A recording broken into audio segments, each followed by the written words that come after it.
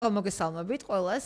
მცირე სარეკლამო პაუზის შემდეგ, რა თქმა უნდა, რადიო პალიტრის ეთერს უბრუნდებით. გადაცემა მკურნალია პირდაპირ ეთერში. მე გახლავართ გადაცემის წამყვანი თამთა ასათიანი. თქვენ კი გვისმენთ წალყაზე FM 103.9. ამას გარდა გვიყურებთ კიდეც სოციალური ქსელის მეშვეობით ჩვენი ოფიციალური Facebook გვერდზე.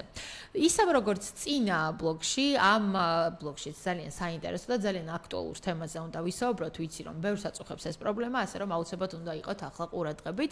ქრონიკული დაღლილობა, ენერგიის ნაკლებობა, თმის ცვენა და გუნება განწყობის ხშირი ცვალებადობა. ეს არის სიმპტომები, რომლებსაც ხშირად სტრესს ან დატვირთულ ყოველდღიურობას ვაბრალებთ. თუმცა შესაძლოა მათი მიზეზი ორგანიზმში რკინის დეფიციტი და უჯრედებისთვის ჟანგბადის არასაკმარისი მიწოდებაც იყოს.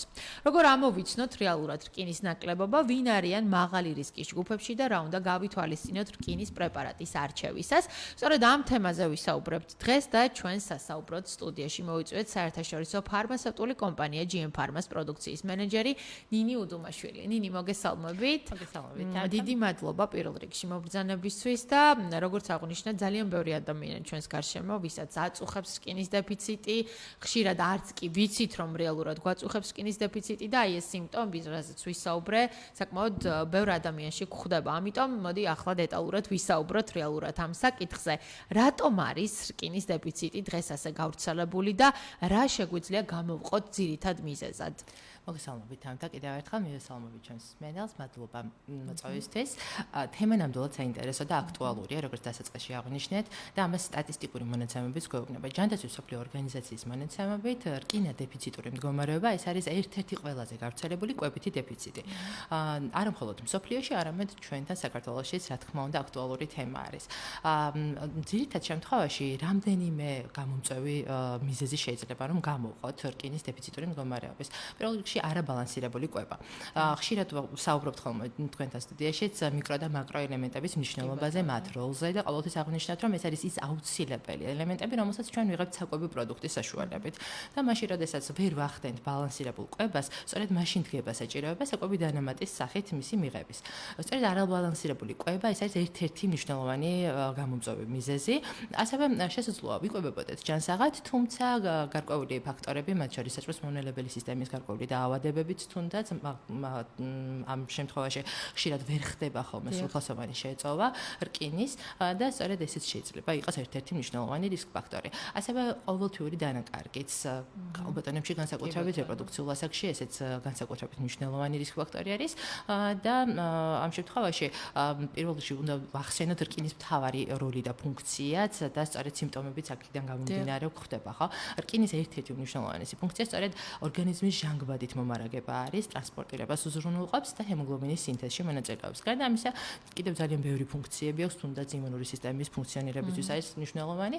შესაბამისად, მისი დეფიციტიც, როგორც ყველა ორგანოზე, ასევე ორგანოთა სისტემაზე აისახება ხოლმე როგორც წესი. კი ბატონო, ნინი, აი ჩვენ სიმპტომების შესახებ ვისაუბრეთ და აი თუ შეგვიძლია რომ გამოვყოთ კონკრეტულად რომელი სიმპტომებია ყველაზე გავრცელებული რკინის ნაკლებობის დროს და როდის უნდა მივმართოთ ექიმს, იმიტომ რომ ხშირად აი ვაბრალებთ ხოლმე სხვადასხვა რაღაცებს ამ კონკრეტულ სიმპტომებს და რაღაცნაირად თავს ვარიდებ თითქოს ექიმთან ვიზიტს. აი რა დროს არის საჭირო რომ მივიდეთ ექიმთან? როგორც წესი რკინა დეფიციტურ მდგომარეობას არასპეციფიური სიმპტომები ახასიათებს და აქ შეგვიძლია გამოვყოთ თუნდაც მაგალითად ქრონიკული დაღლა, მაგალითად ზოგადი სისუსტეც, დილით უკვე დაღლილი როცა ვიღვიძებთ და ამ შემთხვევაში სწორად აღნიშნეთ რომ ჩვენ ამას როგორც წესი ჩვენ გადატვირთულ რეჟიმს მივაწერთ ხოლმე ან სტრესს და უკავშირებთ ხოლმე და შესაბამისად ამ დროს თუ ეს მდგომარეობა 2-3 კვირის განმავლობაში მაინც გრძელდება, აქ უკვე უნდა ყურადღება მივაქციოთ მდგომარეობას და გარდა ამისა, ისეთი არასპეციფიური და დამახასიათებელი სიმპტომები შეიძლება ახასიათებდეს რკინა დეფიციტურ მდგომარეობას, როგორც ეს თუნდაც თმის ცვენა, ფრჩხილების მტვრევადობა,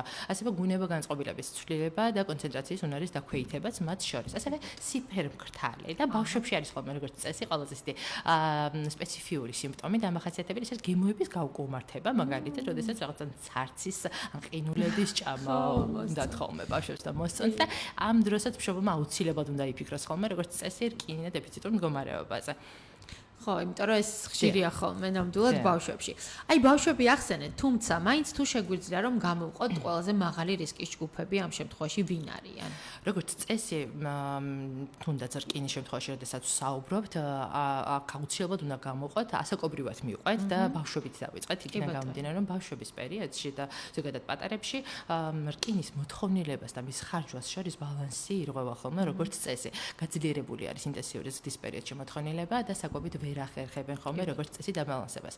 ამიტომ ბავშვები არიან ერთ-ერთი ყველაზე ესეთი მნიშვნელოვანი რისკ ჯგუფი რკინა დეფიციტური მდგომარეობის, ასევე რეპროდუქციულ ასაკში, როგორც აღნიშნეთ ქალბატონები, როდესაც ყოველთვიური დანაკარგი სისხლის საკმაოდ ჭარბი აქვთ და ვერ აღდგენენ ხოლმე როგორც წესი რკინის ბალანსს, ასევე ორსულობა ლაქტაციის პერიოდში გაზრდილი არის მოთხოვნილება რკინაზე და არ შემიძლია არ გამოყო ცალკე ვეგეტარიანელები, რომლებიც ზოგადად არ იკვებებიან ხორცის პროდუქტებით და სწორედ რკინის შემცველი ყველაზე ესეთი მსუყე წყარო ეს არის წითელი ხორცი და შესაბამისად ვეგეტარიანელებთან ახლა მარხვის პერიოდიც გვაქვს და აქაც აუცილებლად უნდა მივაქციოთ ყურადღება თუ არ ვიკვებებით შესაფერისად აქაც ხშირ შემთხვევაში შესაძლო არის რომ თუ მსგავსი სიმპტომები ახლავს თავს თან შეიძლება რომ უკვე ვიეჭვოთ მდგომარეობაზე, რაც საყურადღებოა ნამდვილად. ასევე ხანდაზმული ასაკის პაციენტებიც უნდა გამოვყოთ და დასაწყისშიც აღნიშნეთ, რომ როდესაც კვირტნაწლავის დარღვევები გვაქვს, აქაც როდესაც აბსორბცია ვერ ხდება კარგად, შეიძლება იკვებება პაციენტი ჯანსაღად, თუმცა არ ხდება მისი სრულფასოვანი შეწევა.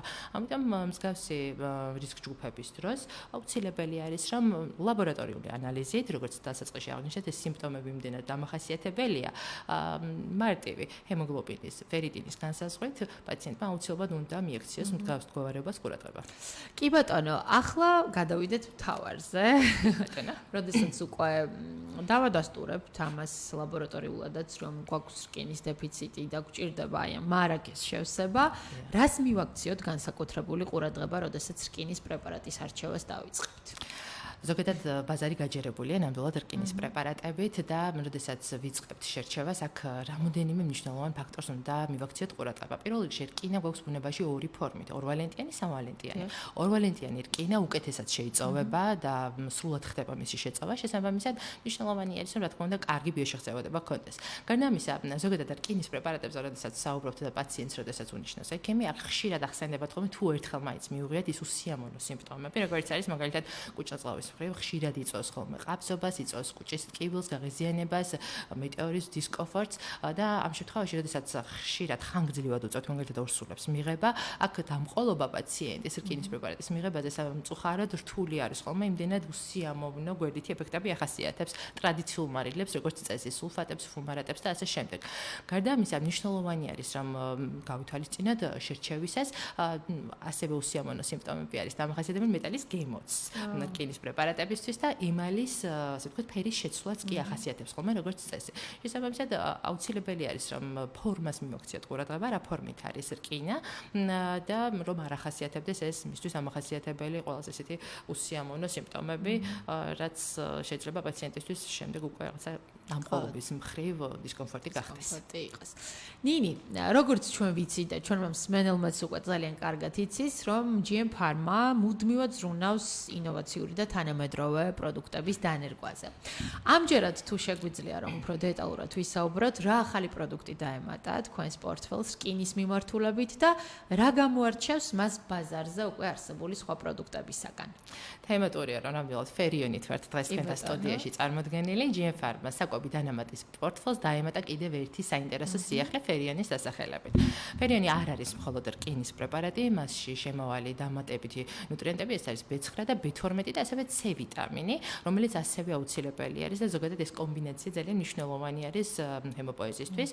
C ვიტამინი აუმჯობესებს, დავიწყებ პირველ რიგში შემადგენლობით, C ვიტამინი აუმჯობესებს რკინის შეწოვას, ასევე B9 და B12 ვიტამინი ძალიან მნიშვნელოვანი არის წარმოქმნის პროცესისთვის და განსაკუთრებით B9 ვიტამინი, რომელსაც ორსულები მუდმივად ფოლიუმის მჟავას იღებენ მთელი ორსულობის განმავლობაში, შედის დღიური რეკომენდებული დოზით.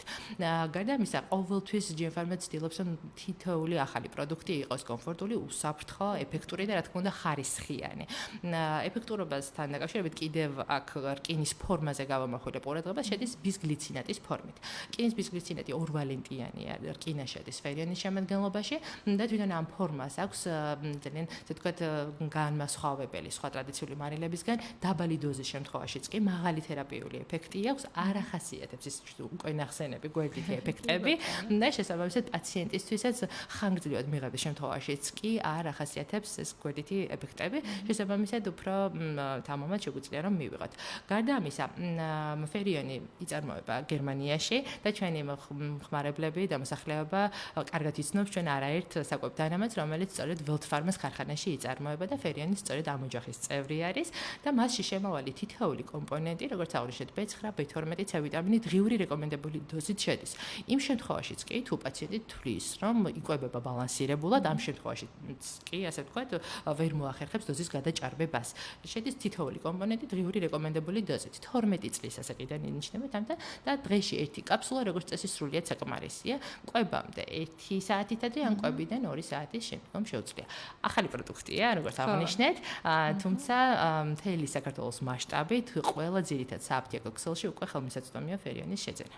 მშვენიერი შესაძლებლობა კიდევ ერთი ინოვაცია და სიახლე GM Pharma-სგან, განსაკუთრებით საჭირო და მნიშვნელოვანია ადამიანებისთვის, ვისაც აწუხებს რკინის დეფიციტი, ძალიან მარტივად, უსაფრთხოდ შეგვიძლია გამოვიყენოთ და შევივსოთ რკინის მარაგი. ნინი, ძალიან დიდი მადლობა მინდა გითხრათ სტუმრობისთვის, როგორც ყოველთვის ძალიან საინტერესო იყო თქვენთან საუბარი და მოდით შევახსენოთ ჩვენს მაყურებელსა და მსმენელს, რომ დღეს რკინის ნაკლებობაზე ვსაუბრობდით ჩვენ სტუმართან ერთად. ვინ არიან რისკ ჯგუფში, როგორ უნდა ამოვიცნოთ რეალურად რკინის ნაკლებობა და რა უნდა გავითვალისწინოთ რკინის პრეპარატის არჩევისას და პრეპარატი, რომელიც ახლა ჩვენთან სტუდიაში არის წარმოდგენილი, გახლავთ GM Pharma-ს ახალი პროდუქტი, რომელიც დაემატა პორტფელს და შეგიძლიათ საქართველოს მასშტაბით უკვე შეიძინოთ სააფთიაქო ქსელში და გამოიყენოთ, რა თქმა უნდა, დანიშნულებისამებრ. მადლობა კიდევ ერთხელ.